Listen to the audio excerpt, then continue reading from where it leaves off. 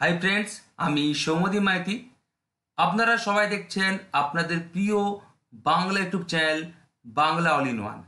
অনেকেই বেশ কয়েকদিন ধরেই বলছিলেন যে আপনি সাহিত্য ইতিহাস, আধুনিক যুগ, প্রাচীন ও মধ্যযুগ টেক্সট করাচ্ছেন, তো নতুন দিগন্ত অনুবাদ ও সংখ্যক টপিকটা এবার কবে আনবেন? তো আপনাদের অনেকের রিকোয়েস্টে আজকে আমি করাবো প্র্যাকটিস সেট নাম্বার 16, নতুন দিগন্ত অনুবাদ অনুষঙ্গ পার্ট 4।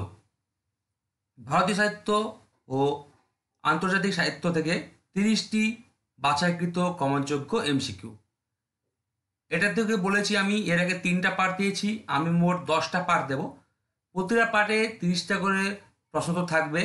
শুধুমাত্র লাস্ট সেটে মানে 10 নম্বর সেটে 30টা জায়গায় 32টা প্রশ্নোত্তর থাকবে। মোট আমরা বলতে পারি 302টো প্রশ্নোত্তর পাবেন আপনারা। আর বিশেষ দ্রষ্টব্য কিছু আমি দেব, যেগুলো কিন্তু 200টা প্রশ্নের সমান, অর্থাৎ এই 300 থেকে 500টা প্রশ্ন করলে কিন্তু পরীক্ষায় 90% কমন আসবে। সেটা কিন্তু আগেবার মাত্র 150টা প্রশ্ন ইউটিউবে আপলোড করেছিলাম। 9-10 থেকে সব এসেছিল, শুধু একটা আসেনি। 11-12 থেকেও সব এসেছিল, শুধু একটা আসেনি এমএসসি পরীক্ষায়।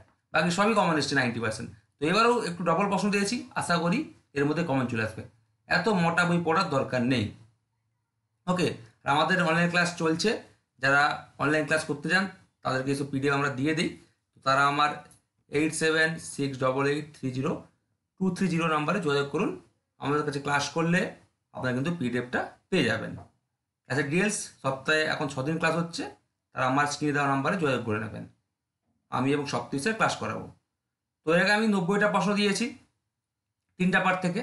প্রতি টপিক থেকে আমি 30টা প্রশ্ন দিই, বিশেষ করে নতুন দিগন্ত ও অনুবাদন সংখ্যক টপিকে।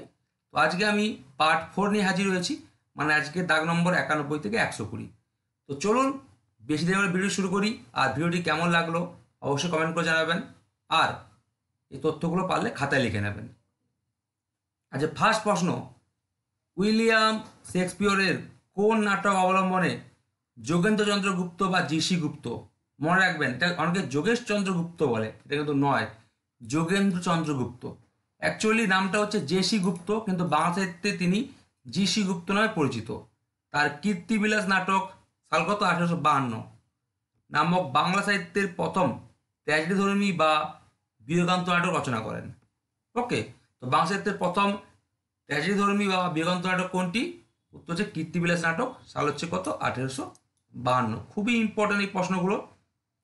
তো সেটি নাটকটি তিনি উইলিয়াম শেক্সপিয়রের কোন নাটক অবলম্বনে রচনা করেন? উত্তর হচ্ছে অপশন ঘ, হেমলেট। রচনা করা হচ্ছে 1601 খ্রিস্টাব্দ। তারপর দেখুন 92 নম্বর প্রশ্ন, পাঞ্জাবি কবি সাহিত্যিকের নাম কি? অমৃতা প্রীতম। অমৃতা প্রীতম কোন কবি সাহিত্যিক? পাঞ্জাবি কবি সাহিত্যিক। হ্যাঁ, তো দেখুন পাঞ্জাবি কবি সাহিত্যিক অমৃতা প্রীতম তার কর্মজীবনের 6 দশক ধরে মোট কটি উপন্যাস রচনা করেন? এখানে তার উপন্যাস, গল্পগ্রন্থ, কাব্যগ্রন্থ এবং গদ্যগ্রন্থ বা প্রবন্ধগ্রন্থের আমি তালিকা দিয়ে দেব। তো 6 দশক ধরে তিনি মোট কটি উপন্যাস রচনা করেন? উত্তর হচ্ছে অপশন খ, 28টি উপন্যাস।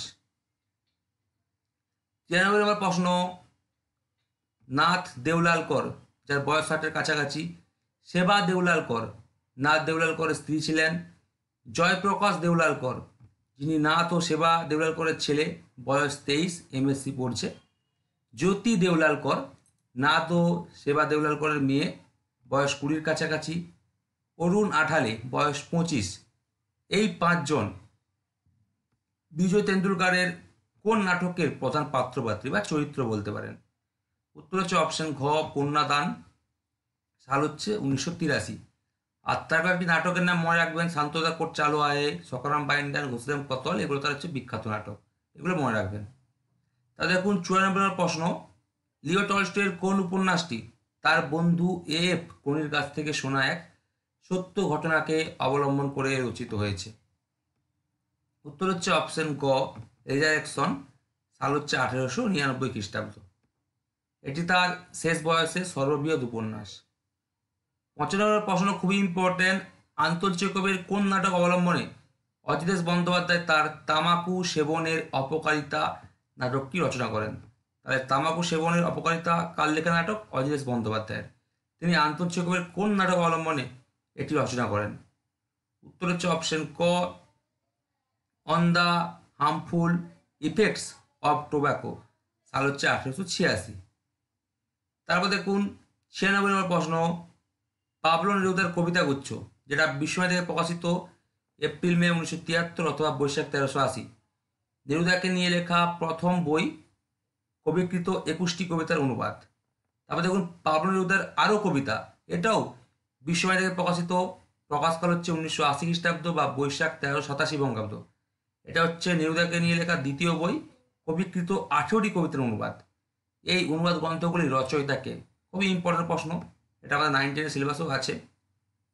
উত্তর হচ্ছে অপশন ক, সুভাষ মুখোপাধ্যায়। তথ্য দেখুন বা বিশেষ দ্রষ্টব্য দেখুন যে বিশ্ববাণী প্রকাশন থেকে প্রকাশিত তার কাব্য সংগ্রহ, সাল হচ্ছে 1974 বা শ্রাবণ 1381, এর দ্বিতীয় খণ্ডে অন্তর্ভুক্ত হয়েছিল পাবলো নেরুদার কবিতাগুচ্ছ। তারপর দেখুন 57 নম্বর প্রশ্ন, কারাগারে বসে ভানুভক্ত আচার্য দুর্বল বন্দীদের দশা আর নিজের মুক্তির আবেদন প্রধানমন্ত্রীকে করেছেন চিঠিতে শ্লোকের আকারে। তার মৃত্যুর পরে পরবর্তীকালে 1887 খ্রিস্টাব্দে তার পাণ্ডুলিপি উদ্ধার করে ভারতবর্ষের বারাণসী গিয়ে কে প্রকাশ করেন? সাল হচ্ছে 1887 খ্রিস্টাব্দ, এটা মনে রাখবেন। আর ভারতবর্ষের বারাণসী নিয়ে গিয়ে কে প্রকাশ করেন, এটা মনে রাখবেন। উত্তর হচ্ছে অপশন ক, মতিরাম ভট্ট, খুবই ইম্পর্টেন্ট। তারপর দেখুন 18 নম্বর প্রশ্ন, অমৃতা প্রীতম তার কর্মজীবনের কত দশক? 6 দশক। 6 দশক ধরে মোট কটি গল্পগ্রন্থ রচনা করেন? উত্তর হচ্ছে অপশন ক, 5টি। এর আগে আপনারা কি পড়েছিলেন একটু আগে, যে মোটামুটি তিনি 28টি উপন্যাস রচনা করেন। এবার আপনারা পেলেন মোটামুটি তিনি 5টি গল্পগ্রন্থ রচনা করেন। এরপর কাব্যগ্রন্থ এবং গদ্যগ্রন্থের তালিকা দেব। তারপর দেখুন 99 নম্বর প্রশ্ন, বিজয় তেন্ডুলকরের কন্যাদান, সাল হচ্ছে 1983, নাটকটির অঙ্ক সংখ্যা কত? উত্তর হচ্ছে অপশন খ, 2। তথ্য দেখুন বা বিশেষ দ্রষ্টব্য দেখুন যে নাটকটি মোট 5টি দৃশ্যে বিভক্ত, অঙ্ক সংখ্যা হচ্ছে 2 আর দৃশ্য সংখ্যা হচ্ছে 5টি, মোট 5টি দৃশ্যে বিভক্ত। তারপর দেখুন 100 নম্বর প্রশ্ন, খুবই ইম্পর্টেন্ট, গেটের ফাউস্ট নাটকটি মোট কটি খণ্ডে বিভক্ত? সবাই জানেন, উত্তর হচ্ছে অপশন খ, 2টি খণ্ডে বিভক্ত। এরপর তার প্রকাশকাল পেয়ে যাবেন। তারপর দেখুন 101 নম্বর প্রশ্ন, গীত মোপাসার সোনায় প্রকাশিত প্রথম গ্রন্থ কোনটি? খুবই ইম্পর্টেন্ট প্রশ্নগুলো। উত্তর হচ্ছে অপশন ক, দেবভাস, যেটি ছিল কাব্যগ্রন্থ, সাল হচ্ছে 1880 খ্রিস্টাব্দ। এছাড়া তার বেল-আমি উপন্যাস 1885, পিয়ারেট জেন উপন্যাস 1888, দ্য ইন, এই গ্রন্থগুলো বিখ্যাত, এগুলো কিন্তু মনে রাখবেন। যদি বলে এই গ্রন্থগুলো রচয়িতাকে, উত্তর হবে গীত মোপাসা। তাই আমার যে অপশনে যে মানে এইগুলো আছে গ্রন্থগুলো, সেই গ্রন্থগুলোর নামও কিন্তু মনে রাখতে হবে। হয়তো এই গ্রন্থ তুলে দিয়ে বললো এটা কার লেখা, তখন বলবেন এটা গীত মোপাসার লেখা। তারপর দেখুন 102 নম্বর প্রশ্ন, আর্নেস্ট মিলার হেমিংওয়ের নিম্নলিখিত কোন উপন্যাসটি গ্রন্থাগারে প্রকাশের পূর্বে ধারাবাহিকভাবে স্ক্রিবনার 1929 ম্যাগাজিনে প্রকাশিত হয়েছিল? উত্তর হচ্ছে অপশন গ, আ ফেয়ারওয়েল টু আর্মস, সাল হচ্ছে 1929 খ্রিস্টাব্দ। আর বাকি the sun also rises 1926, the Torrens of spring 1926, to have and have not 1937, এগুলি কার লেখা উপন্যাস? উত্তর হচ্ছে আর্নেস্ট মিলার হেমিংওয়ের লেখা। তারপর দেখুন 103 নম্বর প্রশ্ন, শূদ্রকের ভান জাতীয় একটি একাঙ্ক নাট্যগ্রন্থের নাম উল্লেখ করুন। এতক্ষণ জানতেন যে শূদ্রকের একটাই নাটক, সবাই জানতেন, মিচ্ছ কটি কম। তো তার একটা ভান জাতীয় একাঙ্ক নাট্যগ্রন্থের নাম উল্লেখ করুন। উত্তর কি হবে? উত্তর হচ্ছে অপশন ঘ, পদ্মপ্রাভৃতক। তথ্য দেখুন বা বিশেষ দ্রষ্টব্য দেখুন যে এই যে পদ্মপ্রাভৃতক, ভান শব্দের মূলে আছে ভন ধাতু, আর তার অর্থ হলো কথা বলা। ঠিক আছে, ভান শব্দের মূলে কি আছে? ভন ধাতু। তার অর্থ কি? তার অর্থ হচ্ছে কথা বলা। তারপর দেখুন 104 নম্বর প্রশ্ন, স্টার্ট দেখো, খুব ইম্পর্টেন্ট, গোপীনাথ মোহান্তি কোন উপন্যাসের জন্য 1955 খ্রিস্টাব্দে ভারত সরকারের দ্বিতীয় সর্বোচ্চ সাহিত্য পুরস্কার, সাহিত্য অকাদেমি পুরস্কার লাভ করেন? আগেই বলেছি যে ভারত সরকারের সর্বোচ্চ সাহিত্য পুরস্কার হচ্ছে জ্ঞানপীঠ পুরস্কার, ভারত সরকারের দ্বিতীয় সর্বোচ্চ সাহিত্য পুরস্কার সাহিত্য অকাদেমি পুরস্কার, বিশ্ব সাহিত্যের সর্বোচ্চ সাহিত্য পুরস্কার হচ্ছে নোবেল পুরস্কার, আর পশ্চিমবঙ্গ সরকারের সর্বোচ্চ সাহিত্য পুরস্কার হচ্ছে রবীন্দ্র পুরস্কার। তো গোপীনাথ মুখার্জি কোন উপন্যাসের জন্য 1955 খ্রিস্টাব্দে সাহিত্য অকাদেমি পুরস্কার লাভ করেন? উত্তর হচ্ছে অপশন গ, অমৃতরা সান্তানা, সাল হচ্ছে 1949। আর 1955 খ্রিস্টাব্দে তার 6 বছর পর তিনি কিন্তু সাহিত্য অকাদেমি পুরস্কার লাভ করেন। এরপর বলবো কোন উপন্যাসের জন্য তিনি জ্ঞানপীঠ পুরস্কার লাভ করেন, ঠিক আছে? তো চলুন, 1955-তে অমৃতরা সান্তানা, 1949 এর জন্য তিনি সাহিত্য অকাদেমি পুরস্কার লাভ করেন, এটা মনে রাখুন। এরপর জ্ঞানপীঠ বলবো। 105 প্রশ্ন, অমৃতা প্রীতম তার কর্মজীবনে 6 দশক ধরে মোট কটি কবিতা সংকলন গ্রন্থ বা কাব্যগ্রন্থ রচনা করেন? তাহলে এর কি বলেছিলাম, উপন্যাস কটা বলেছিলাম, যে উপন্যাস হচ্ছে 28টি, গল্পগ্রন্থ বা গল্প সংকলন হচ্ছে 5টি। এবার আসি কবিতা সংকলন বা কাব্যগ্রন্থ। তো উত্তর হচ্ছে অপশন খ, 18টি তিনি কবিতা সংকলন বা কাব্যগ্রন্থ রচনা করেন। এরপর বলবো গদ্যগ্রন্থ, এগুলো খাতায় লিখে নেবেন। এখন 6 নম্বর প্রশ্ন মারাত্মক ইম্পর্টেন্ট। আমরা তখন জানতাম যে গেটের ফাউস নাটকের 2টি খণ্ড। এবার বলছে গেটের ফাউস নাটকের 2টি খণ্ডের প্রকাশকাল কত? এটা অনেক রকম তথ্য পাওয়া যায়, কিন্তু আমি অথেন্টিক তথ্য দিচ্ছি, এটাই মনে রাখবেন, বাকিগুলো মনে রাখার দরকার নেই। উত্তর হবে অপশন গ, প্রথম খণ্ডের সাল হচ্ছে 1808 খ্রিস্টাব্দ ও দ্বিতীয় খণ্ডের সাল হচ্ছে 1832 খ্রিস্টাব্দ। তথ্য বা বিশেষ দ্রষ্টব্য দেখুন, যের মধ্যে দ্বিতীয় খণ্ডটি গেটের মৃত্যুর পরে প্রকাশিত হয়। এই নাটকের প্রথম খণ্ডের স্বর্গের প্রস্তাবনার উপরে পড়েছে বাইবেলের বুক অফ জবের ছায়া, এবং দ্বিতীয় খণ্ডের শেষ দৃশ্যের উপর পড়েছে ইতালীয় কবি দুরান্তে ডেইলি আলিঘিয়েরি বা সংক্ষেপে দান্তের দ্য ডিভাইন কমেডি গ্রন্থের স্বর্গ বর্ণনার ছায়া।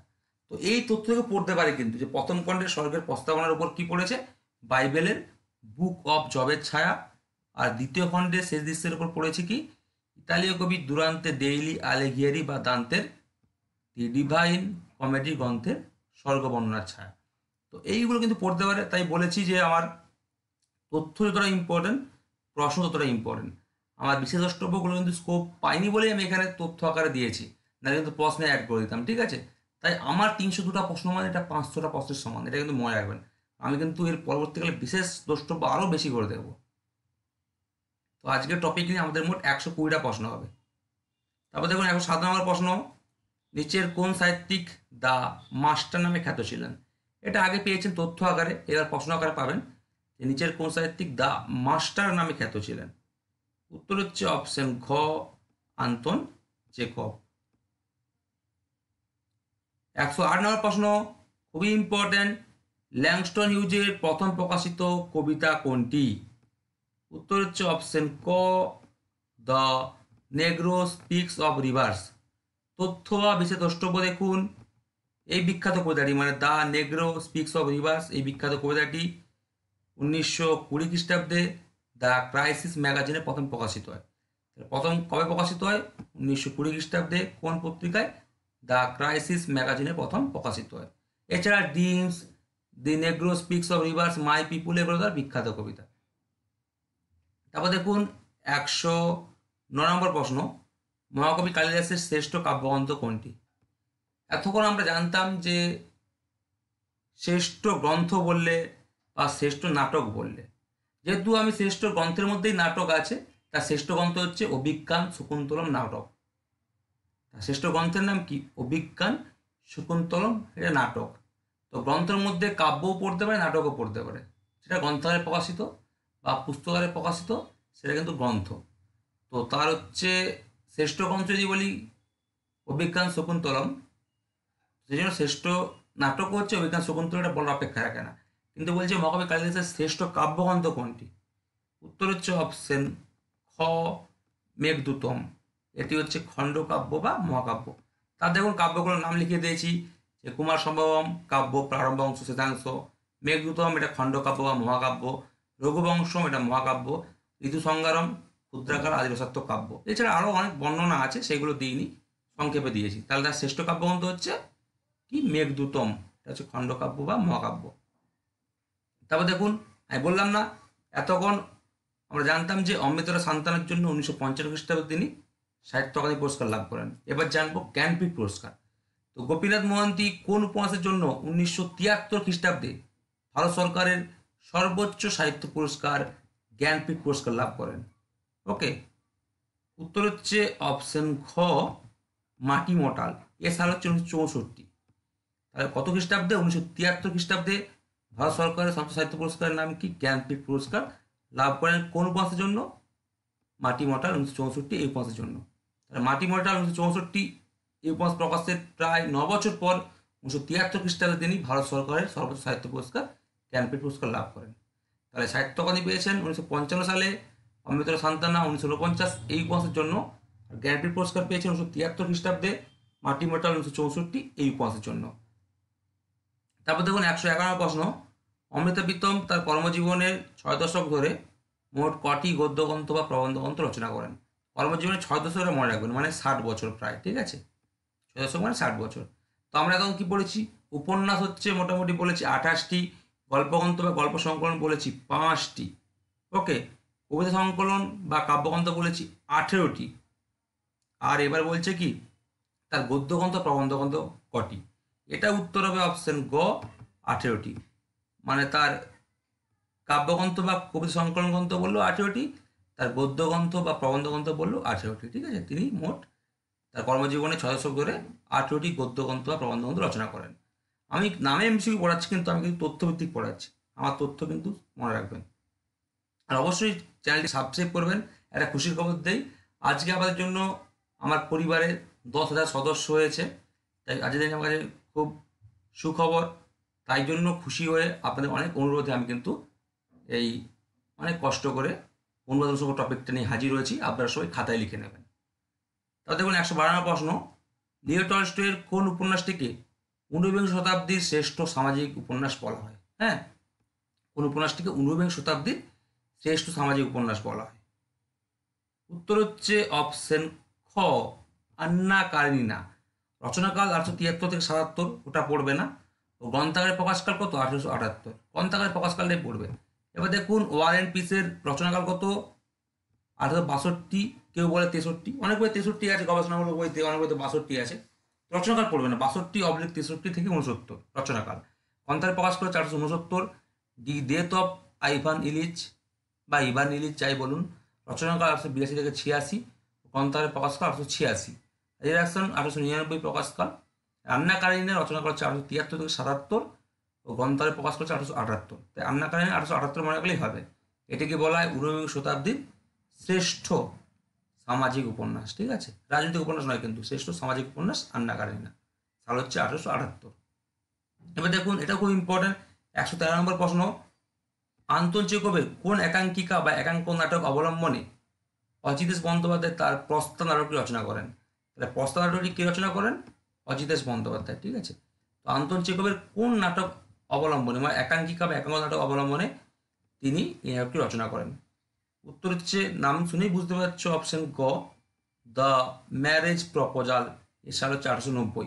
তাছাড়া the tragedian in spite of himself 1889, the wedding 1889, the anniversary 1891, এই নাটকগুলো রচয়িতাকে আন্তন চেকোভ, মনে রাখবে। আর এই উত্তরটা হবে দ্য ম্যারেজ প্রপোজাল 1890। এই একাঙ্কিকা বা একাঙ্ক নাটক অবলম্বনে অজিতেশ বন্দ্যোপাধ্যায় তার প্রস্তাব নাটকটি রচনা করেন। ওকে, এইগুলো কিন্তু মনে রাখবে। তাহলে দেখুন 114 নম্বর প্রশ্ন, ওডাস এলিমেন্টেলস, এটা হচ্ছে প্রাথমিক ওট, হ্যাঁ, 1954। নুভাস ওডাস এলিমেন্টেলস, এটা হচ্ছে নতুন প্রাথমিক ওট, এটা 1956। এবং টার্সার লিব্রো ডি লাস ওডাস, ওটা তৃতীয় বই, এটা 1957। এই প্রশান্তিমূলক ওট বা গীতি কবিতা বিষয়ক কাব্যগ্রন্থগুলি রচয়িতাকে, এগুলো হচ্ছে প্রশান্তিমূলক ওট বা গীতি কবিতামূলক কাব্যগ্রন্থ। তো এই ধরনের প্রশ্ন কিন্তু কেন দিয়েছি, কারণ কাল লেখা তো অনেকগুলো এসছে। হ্যাঁ, কোরিওলিনাস, তারপরে রচয়িতা হচ্ছে উইলিয়াম শেক্সপিয়ার, তো একটা গ্যাব্রিয়েল গার্সিয়া মার্কেসের উপন্যাসের বঙ্গানুবাদ এসছে, যদি বঙ্গানুবাদে আসা উচিত নয়, আসল নামটাই আসা উচিত ছিল। তো এরকম ধরনের প্রশ্ন কিন্তু আসে বলে আমি দিয়েছি। তো এই প্রশান্তিমূলক ওট বা গীতি কবিতা বিষয়ক কাব্যগ্রন্থগুলি রচয়িতাকে। ওকে, উত্তর দেখুন, উত্তর হচ্ছে অপশন ঘ, পাবলো নেরুদা। ওকে, অপশন ঘ, পাবলো নেরুদা। তারপর দেখুন 115 নম্বর প্রশ্ন, কালিদাসের মেঘদূতম নামক খণ্ডকাব্যটি কোন ছন্দে রচিত? ওকে, উত্তর হচ্ছে অপশন ঘ, মন্দাক্রান্ত ছন্দে রচিত মেঘদূতম নামক খণ্ডকাব্য। এগুলো মনে রাখবেন। খণ্ডকাব্য কোনটা? মেঘদূতম, এটি হচ্ছে মন্দাক্রান্ত ছন্দে রচিত। তাহলে 116 নম্বর প্রশ্ন খুবই ইম্পর্টেন্ট। হিন্দি সাহিত্যের বঙ্কিম বা ভারতীয় সাহিত্যের ম্যাক্সিম গোর্কি নামে কে খ্যাত? মনে রাখবেন, হিন্দি সাহিত্যের বঙ্কিম বা ভারতীয় সাহিত্যের ম্যাক্সিম গোর্কি নামে কে খ্যাত? উত্তর হচ্ছে অপশন ক, মুন্সি প্রেমচন্দ। খুবই ইম্পর্টেন্ট প্রশ্ন। তারপর দেখুন 117 নম্বর প্রশ্ন। গ্রন্থাগারে প্রকাশের আগে প্রভাকর গোখলের ব্যবস্থাপনায় অরবিন্দ দেশপান্ডের নির্দেশনায় মুম্বাইয়ের নাট্য সংস্থা রঙ্গায়ন 1967 খ্রিস্টাব্দের 20 ডিসেম্বর বা 1374 বঙ্গাব্দ দুপুর 2টা থেকে 3টার সময়, কেউ বলে 2টা, কেউ বলে 3টা, 2টা থেকে 3টার সময় রবীন্দ্র নাট্যগৃহে বিজয় তেন্ডুলকরের কোন নাটকটি প্রথম মঞ্চস্থ করেন? কে করেন? প্রভাকর গোখলের ব্যবস্থাপনা আর অরবিন্দ দেশপান্ডের নির্দেশনা। ওকে, মুম্বাইয়ের নাট্য সংস্থার নাম কি? রঙ্গায়ন। সাল কত? 1967 খ্রিস্টাব্দের 20 ডিসেম্বর বা 1374 বঙ্গাব্দ। ঠিক আছে, তো এটা দুপুর 2টা থেকে 3টার সময় রবীন্দ্র নাট্যগৃহে বিজয় তেন্ডুলকরের কোন নাটকটি প্রথম মঞ্চস্থ করেন? সবাই জানেন, উত্তর হচ্ছে অপশন ক, শান্ততা কোট চালু হয়, প্রকাশ করা হচ্ছে 1968 খ্রিস্টাব্দ। এছাড়া তার একটি বিখ্যাত নাটক হলো সকারাম বাইন্ডার 1972, খুশিরাম কোতোয়াল 1972, কন্যাদান 1983। তো আজকের টপিকটি কেমন লাগলো সবাই কমেন্ট করে জানাবেন, আর অবশ্যই শেয়ার করে দেবেন চ্যানেলটিকে। আর যারা পিডিএফ নিতে চান, আমাদের অনলাইন ক্লাস চালু হয়ে গেছে, ওখানে যারা জয়েন করবেন সেখানে কিন্তু এই পিডিএফগুলো দিয়ে দেওয়া হবে। এইগুলো পড়লেই বলছি 90% কমন পাবেন। এমএসসিতেও এসেছিলো, এবারও আসবে। তারপর দেখুন 118 প্রশ্ন। মাইকেল মধুসূদন দত্তের কৃষ্ণকুমারী নাটক, সাল হচ্ছে 1861 নামক বাংলা সাহিত্যের প্রথম সার্থক ট্র্যাজেডি নাটক। বাংলা সাহিত্যের প্রথম সার্থক ট্র্যাজেডি নাটক কোনটি? উত্তর হচ্ছে মাইকেল মধুসূদন দত্তের কৃষ্ণকুমারী নাটক। সাল হচ্ছে কত? 1861 খ্রিস্টাব্দ। তো এই নাটকে উইলিয়াম শেক্সপিয়রের কোন ট্র্যাজেডি নাটকের প্রভাব পড়েছে? উত্তর হচ্ছে অপশন গ, খুবই ইম্পর্ট্যান্ট, কিং লিয়ার বা রাজা লিয়ার, রচনাকাল 1605 খ্রিস্টাব্দ। তারপর দেখুন 119 নম্বর প্রশ্ন। লিও টলস্টয়ের কোন সামাজিক উপন্যাসের মূল উপজীব্য ত্রিকোণ প্রেমের সমস্যা? এখানে কিন্তু গৃহদার মতো ত্রিকোণ প্রেমের সমস্যা দেখা দিয়েছে। তো কোন সামাজিক উপন্যাস? অবশ্যই হ্যাঁ, সামাজিক উপন্যাস, কিন্তু সামাজিক উপন্যাসের মূল উপজীব্য ত্রিকোণ প্রেমের সমস্যা। উত্তর হচ্ছে অপশন খ, আন্না কারিনা। রচনাকাল হচ্ছে দেখো 1873 থেকে 77, গ্রন্থাগারে প্রকাশ 1878, গ্রন্থাগারে প্রকাশ 1878, এটা মনে রাখলেই হবে। ওয়ার্ল্ড পিসের রচনাকাল আমি আগেই বলেছি 1862, কেউ কেউ বলে, কোনো কোনো গবেষণামূলক বই 63 বলে, তো 1862/63-69। গ্রন্থাগারে প্রকাশকালটা ইম্পর্টেন্ট 1869। আর the death of Ivan Ilyich বা ইভান ইলিচ, রচনাকাল 1882 থেকে 86, গ্রন্থাগারে প্রকাশকাল 1886, আর ইরাকশন 1889, 1899। ঠিক আছে, তাহলে আন্না কারিনীর রচনাকাল 1873-77। একটু যদি মনে রাখতেও না পারেন, শুধু মনে রাখবেন গ্রন্থাগারে প্রকাশকাল আন্না কারিনীর 1878। এই সামাজিক উপন্যাসের মূল উপজীব্য হচ্ছে কি? ত্রিকোণ প্রেমের সমস্যা। এটা কিন্তু সামাজিক উপন্যাস, মনে রাখবেন। লাস্ট প্রশ্ন 120 নম্বর।